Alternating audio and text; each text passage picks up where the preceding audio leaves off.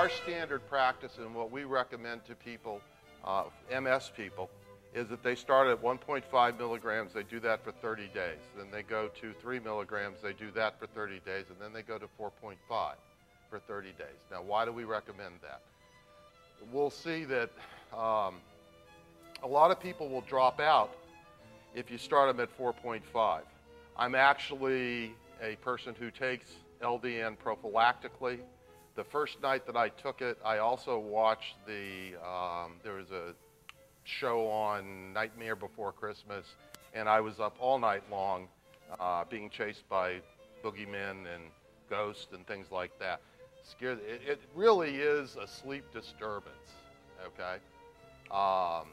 So, in order to get us by that, and last year, if you remember our studies, everybody who failed on it because they stopped taking it, that they had a problem with the sleep stuff. On the other side of the coin, you have a lot of these people who are having exacerbations, and it's bimodal.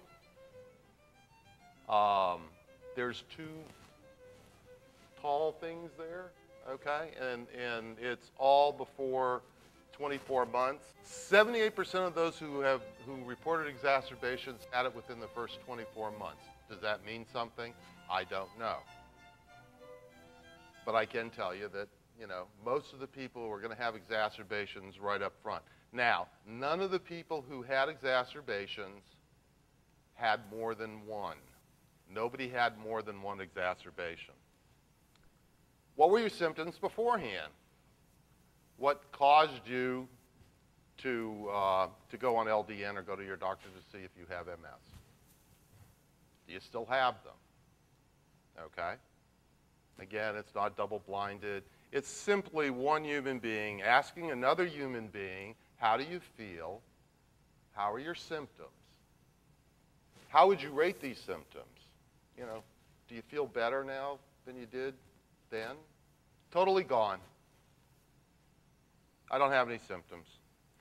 Now, as we go through this, if you want to write down some numbers, it's strange how you get different answers when you ask the same question in a different way.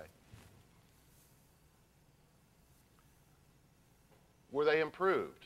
Now look at these numbers, okay? And we'll get into the individual symptoms themselves. Did they remain the same? Did they decline? There was some decline. Decline meant that their symptoms got worse. Still pretty impressive numbers for a drug that the FDA hasn't blessed with their all-knowing. 114, their vision problems disappeared. 112, they got a little better. 47 stayed the same, and 5 had problems.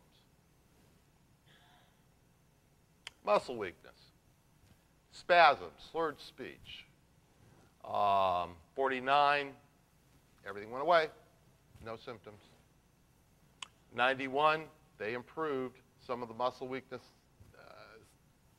They got some of their strength back. The slurred speech went away. 71 remained the same, no different from before. And 67 didn't improve at all. This was the biggie. This is the one that I was really impressed with, because a lot of people have that dizziness thing, and that's the telephone call that I get.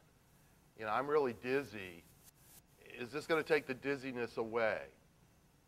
Well, I can say yes now. Okay, urinary, and this was another one that really impressed me. Again, I have urinary urgency. I'm incontinent. Overall, have your disease-related symptoms increased? Have they gotten worse? Have they remained the same, or have they decreased? Which is sort of the same question that I asked before, but you're going to see different information coming out of this. Not a whole lot. We had one guy who disappeared. He went off service. We called him, and he didn't have anything good to say, so we put him in that category. He was not a happy guy. Okay? 38% of their symptoms, or 38% of the people had their symptoms decrease. 62% remained the same. Are you able to function better after starting low-dose naltrexone? You know, can you get up? Can you walk around? Can you feed yourself? Can you go to the bathroom by yourself? What do you need in terms of help from other people? How are you doing? That's really, I think, a lot of the questions were asked that way. How you doing? Total resolution of symptoms, 8%. 71% improved, 21% remained the same, and that one guy who had nothing good to say to us. Now, the indication for low-dose naltrexone is that it will prevent progressions or exacerbations. I tell nobody that it's going to do any, well, I tell people anecdotal information. This is subjective anecdotal information, you know. I will go to confession this afternoon and confess my sins. But 79% of the people must have been brainwashed by me to give me these answers, okay? Has LDN improved your quality of life? Another loaded question. You know, are you going to buy LDN from me again so that we can give out these Ferraris at the convention? We don't have to be rocket scientists here, okay?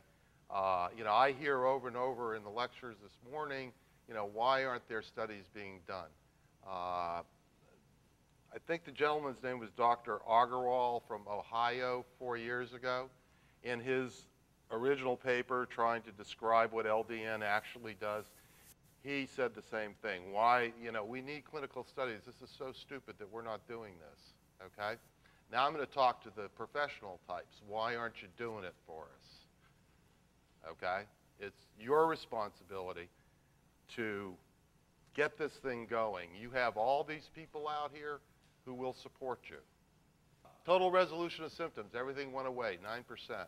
And, you know, I'm probably preaching to the choir here because you guys are probably writing. 71% of their lives improved. How many drugs do you know, for I don't care what the diagnosis is going to be, how many drugs do you know improve 71% of the population's lives, improve according to them? Maybe not according to you, maybe not according to some synthetic guideline created by somebody. The patients. That's what it's all about. 20% remained the same. Remember, the idea behind LDN is it's to prevent progressions or exacerbations. That is a success story, okay? Preventing exacerbations, preventing progressions. That's the success story. So all the rest of these things, you know, these are home runs. Number of reported side effects. Okay, we've spoken about side effects. You know, the sleep thing. 74% of the people who start on naltrexone, and this wasn't held to what our protocol was, this was anybody on naltrexone, 74% of them had no side effects. 20% had one side effect. And 6% had 2 side effects. Number one side effect, that 20% there, that's sleep disturbances by a significant number. The next one was increased spasms or tightness. They would get up to the 4.5 dose, or they would start at the 4.5 dose, and they would have this like rebound tightness. All of them, it went away. And the third was the famous other, nausea, vomiting, diarrhea, or constipation, or something. And if you have any questions, comments, nasty remarks, I am proud to stand here and answer them.